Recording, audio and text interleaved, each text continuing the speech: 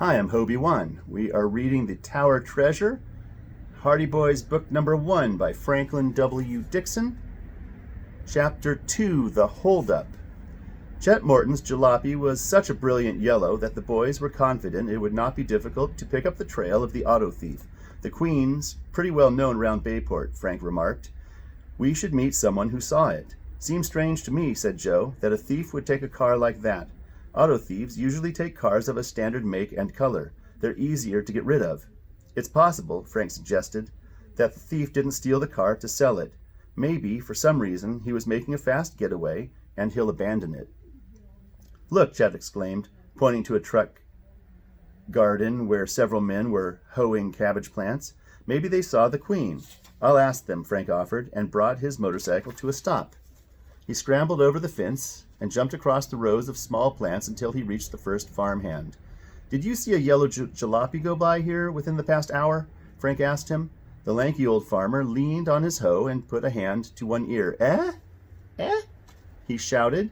Did you see a fellow pass along here in a bright yellow car? Frank repeated in a louder tone. The farmer called to his companions.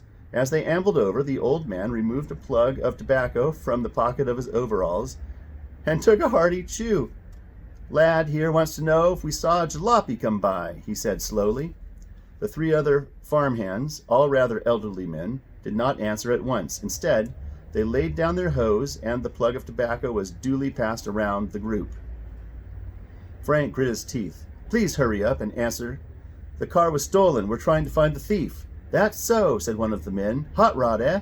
Yes, a bright yellow one, Frank replied. Another of the workers removed his hat and mopped his brow. Seems to me, he drawled, I did see a car come by here a while ago. A yellow car? No, 'twarn't yeller. Come to think of it, I guess. Anyhow, it was a delivery truck, if I remember rightly. Frank strove to conceal his impatience. Please, did any of you... Was it a brand new car, real shiny? Asked the 4th member of the group. No, it was an old car, but it was painted bright yellow, Frank explained. My nephew had one of them things, the farmer remarked. Never thought they was safe, myself. I don't agree with you, still another man spoke up. All boys like cars, and you might as well let them have one they can work on themselves. You're all wrong, the deaf man interrupted. Let the boys work on the farm truck. That way they won't get into mischief. He gave a cackling sort of laugh. Well, son, I guess we ain't been much help to you. Hope you find the critter that stole your hot rod. Thanks, said Frank, and joined the other boys. No luck. Let's go. As they approached Bayport, the trio saw a girl walking along the road ahead of them. When the cyclists drew nearer, Frank's face lighted up, for he had recognized Callie Shaw, who was in his class at Bayport High. Frank often dated Callie and liked her better than any girl he knew. The boys brought their motorcycles to a stop beside pretty, brown-eyed Callie. Under one arm, she was carrying a slightly battered package. She looked vexed. Hi, Callie, what's the matter? Frank asked. You look as if your last friend had gone off in a moon rocket. Callie gave a mischievous smile. How could I think that with you 3 friends showing up? Or are you about to take off? Then her smile faded, and she held out the damaged package. Look at that, she exclaimed. It's your fault, Chet Morton. The stout boy gulped. My fault? How do you figure that? Well, dear old Mrs. Wills down the road is ill, so I baked her a cake. Lucky Mrs. Wills, Joe broke in. Callie, I'm feeling terribly ill. Callie ignored him. That man in the car came along here so fast that I jumped to the side of the road and dropped my package. I'm afraid my cake is ruined. What man? Joe asked. The one Chet lent his car to. Callie. That's the man we're looking for, Frank exclaimed. Chet didn't lend him the car. He stole it. Oh, said Callie, shocked. Chet, that's a shame. Was he heading for Bayport? Joe asked. Yes, and the speed he was making the poor Queen travel, you'll never catch him. Chet groaned. I just remembered that the gas gauge wasn't working. I guess the car had more gas in it than I thought. No telling where that guy may take my Queen. We better go to the police headquarters, Frank suggested. Callie, will you describe this man? All I saw, she answered, was a blur, but the man did have red hair. Red hair, Frank fairly shouted. Joe, do you think he could be the same man we saw? The one who wrecked his own car? Joe wagged his head. Miracles do happen. Maybe he wasn't hurt very much and walked to Chet's house. And helped himself to my car, Chet added. Frank snapped his fingers. Say, maybe the wrecked car didn't belong to that fellow. You mean he'd stolen it too? Joe interrupted. Yes, which would make him even more desperate to get away. Whatever are you boys talking about? Callie asked. I'll phone you tonight and tell you, Frank promised. Got to dash now. The boys waved goodbye to Callie and hurried into town. They were at once to Chief Ezra Colleague, head of the Bayport police force. He was a tall, husky man, well known to Fenton Hardy and his two sons. The chief had often turned to the private detective for help in solving particularly difficult cases. When the boys went to his office, they found the police chief talking with three excited men. One of these was Ike Harrity, the old ticket seller at the city ferryboat office. Another was policeman Con Riley. The third was Oscar Smuff, a short, stout man. He was invariably seen wearing a checkered suit with a soft felt hat. He called himself a private detective and was working hard to earn a place on the Bayport police force. Smuff's playing up to Colleague again, Joe whispered, chuckling as the boys waited for the chief to speak to them.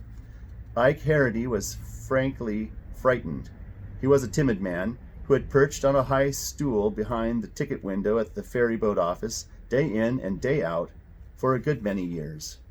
I was just counting up the morning's receipts, he was saying in a high-pitched, excited voice, when in comes this fellow and sticks a revolver in front of my nose. Just a minute, interrupted Chief Colleague, turning to the newcomers. What can I do for you boys? I came to report a theft, Chet spoke up. My hot rod has been stolen. Why, it was one of those crazy hot rods this fellow drove, Ike Harrity cried out. A yellow one. Ha! Exclaimed Oscar Smuff. A clue! He immediately pulled a pencil and notebook from his pocket. My queen, shouted Chet.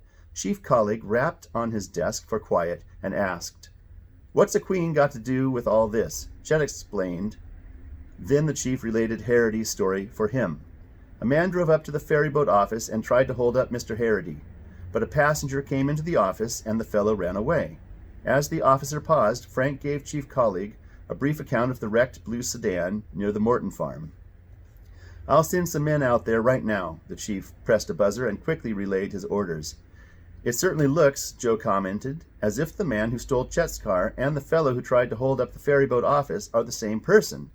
Did you notice the color of the man's hair? Frank asked Mr. Harrity. Smuff interrupted. What's that got to do with it? It may have a great deal to do with it, Frank replied.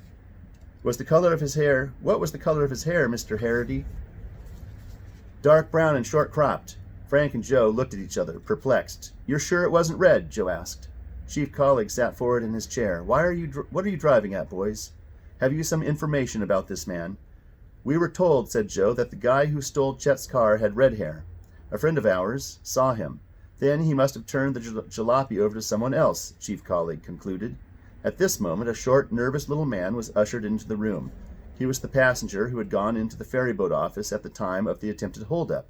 Chief Colleague had sent for him. The newcomer introduced himself as Henry J. Brown of New York. He told of entering the office and seeing a man run away from the ticket window with a revolver in his hand. What color was his hair? Frank asked eagerly. Did you notice? I can't say I did, the man replied. My eyes were focused on that gun. Say, wait a minute. He had red hair. You couldn't miss it. I noticed it after he jumped into the car. Oscar Smuff looked bewildered. You say he had red hair. The detective turned to Mr. Harrity. And you say he had dark hair. Something wrong somewhere. He shook his head in puzzlement. The others were puzzled too.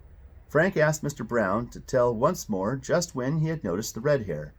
After the fellow leaned down in the car and popped his head up again, the New Yorker replied. Frank and Joe exchanged glances.